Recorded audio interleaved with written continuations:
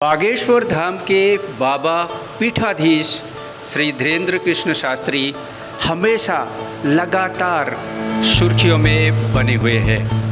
आइए देख लेते हैं कि क्या क्या आरोप है उन पर।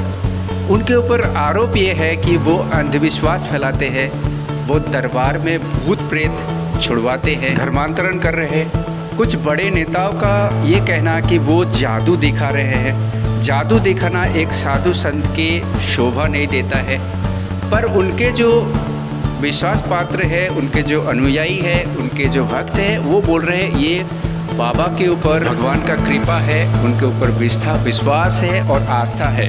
भगवान की कृपा की वजह से वो ये सब कर पा रहे हैं, कोई सुपरस्टिशन नहीं है। आइए देख लेते हैं कि जितने हमारे न्यूज़ चैनल पे वो क्या कहते हैं उनके बारे में, क्यों वे इतने सुर्खियों में बने हुए हैं।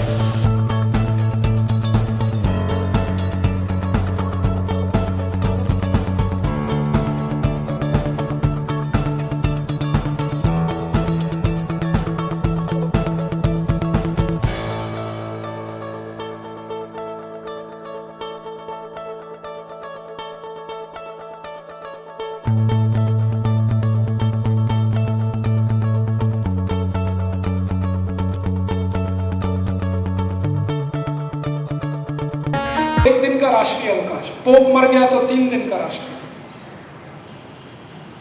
और भारत का कोई भी बड़ा धर्मगुरु मरे तो किसी भी दिन का अवकाश नहीं।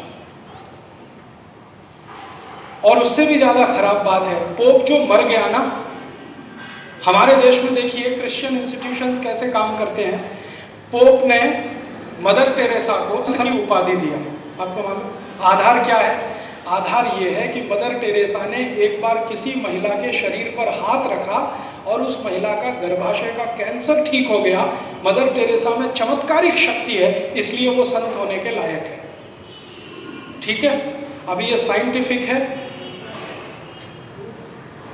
ये साइंटिफिक है कि उन्होंने किसी के कंधे पे हाथ रखा और उसका गर्भाशय का कैंसर ठीक हो गया, इसलिए मदर टेरेसा संत होने के लायक है। ये 100% सुपरस्टिशन है, अंधविश्वास है।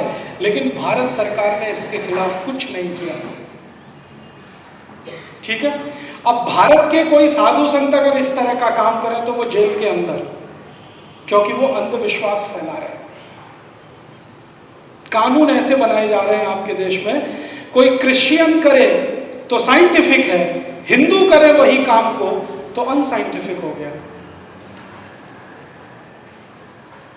और महाराष्ट्र में एक संस्था बनाई गई है, अंधश्रद्धा निर्मूलन समिति, वो यही धंधे में लगी रहती है। क्रिश्चियन लोग कुछ भी करें उसको दिखाई नहीं देता, मुसलमान कुछ भी करे दिखाई नहीं देता, हिंदू कुछ भी करे उसके पीछे हाथ धो के पड़े रहते हैं अंधश्रद्धा निर्मूलन समिति वाले। मेरे बहुत सारे दोस्त हैं जो उसमें काम करते हैं, मेरा उनका यही झगड़ा रहता है कि तुमको अंधश्रद्धा हिंदुओं में दिखाई देती है, ईसाइयों में नहीं दिखाई देती। मदर टेरेसा से ज्यादा अंधविश्वासी कौन होगा जो किसी के हाथ रख दे कंधे पर और कैंसर ठीक कर दे? अगर ऐसा होने लगे तो मदर टेरेसा ने पोप जॉन पॉल पे हाथ क्यों नहीं रखा? उनको तो पार्किंसन डिसीज था 20 साल से। पोप जॉन पॉल को तो पार्किंसन था ना 20 साल से। मदर टेरेसा ने क्यों नहीं हाथ रख दिया? पोप जॉन पॉल क्यों नहीं ठीक हो गए? अभी थोड़े दिन पहले एक बेनी हिन नाम का हिंदुस्तान में ईसाई पादरी आया, बेनी हिन। उसका बेंगलोर में बहुत बड़ा फंक्शन हुआ।